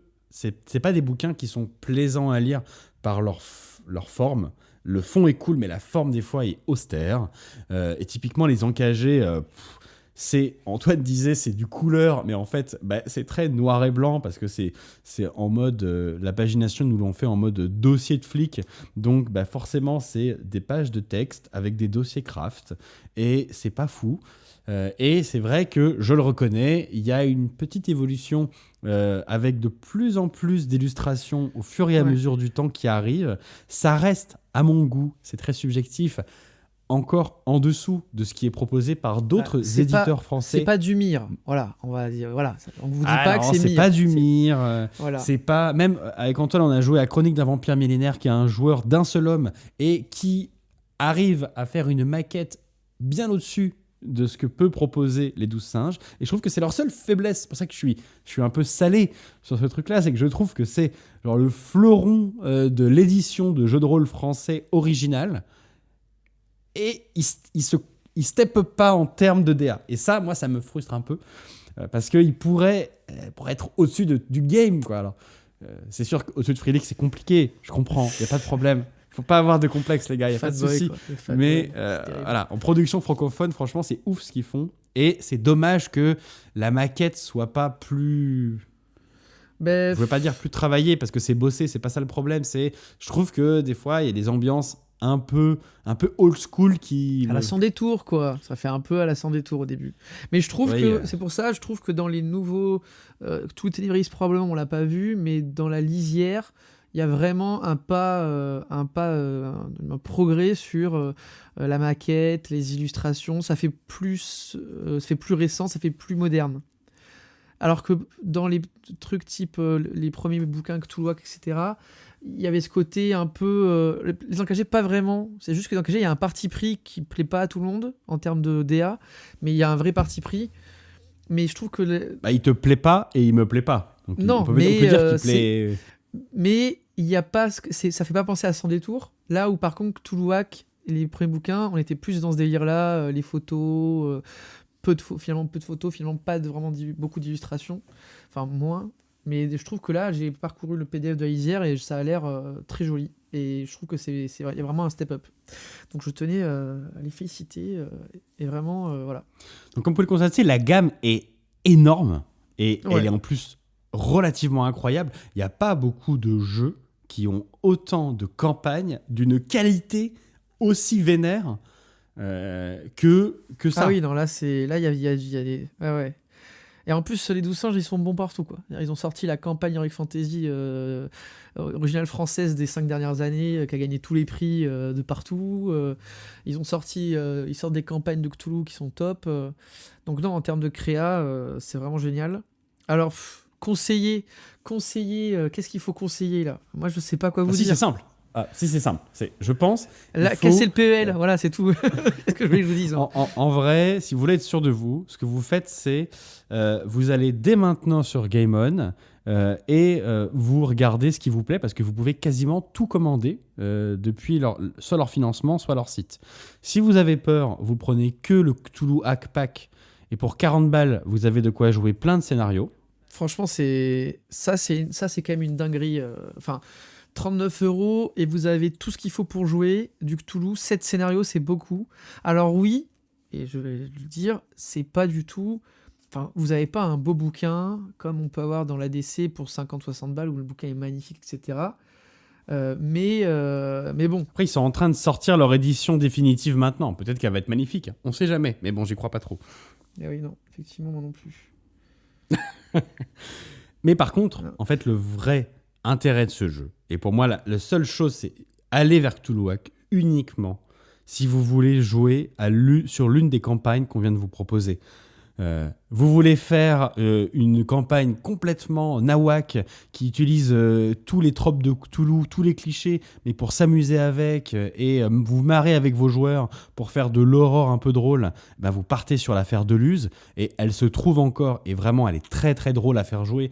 Moi j'ai vraiment beaucoup ri avec mes joueurs pendant cette campagne pour faire presque du comic gore avec eux, avec des vrais moments de tension dedans et une vraie utilisation de tous les clichés du mythe. Ça reste une campagne un peu ancienne qui a été rééditée, refondue pour l'édition de 2018. Et donc vraiment, vous allez avoir toute la saveur des campagnes de Cthulhu d'antan. C'est vraiment une campagne très sympa à jouer.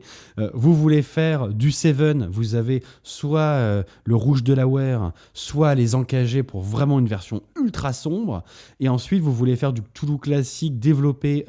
Vous avez la Ville en jaune et la Lisière. Et en fait, si vous voulez aller vers l'un de ces setups de campagne, il faut prendre Cthulhuac. Si jamais vous ne voulez pas spécialement prendre l'un de ces scénarios dont on vous a dit qu'ils étaient tous incroyables, bah, je vois pas l'intérêt de prendre Déjà, on peut plus rien Cthulhuac pour parce que vous. le reste est un peu en dessous. Voilà, ça c'est notre avis, je pense qu'il est partagé entre toi et moi sur ce jeu. Oui. En fait, je trouve que si vous avez jamais joué à aucun Cthulhu, le Cthulhu Hack Pack, c'est vraiment pas mal quand même. Parce que pour 39 balles, 7 jeux, un système facile et tout, pourquoi pas, ça peut être, tu vois, enfin, je trouve que c'est vraiment une bonne porte d'entrée.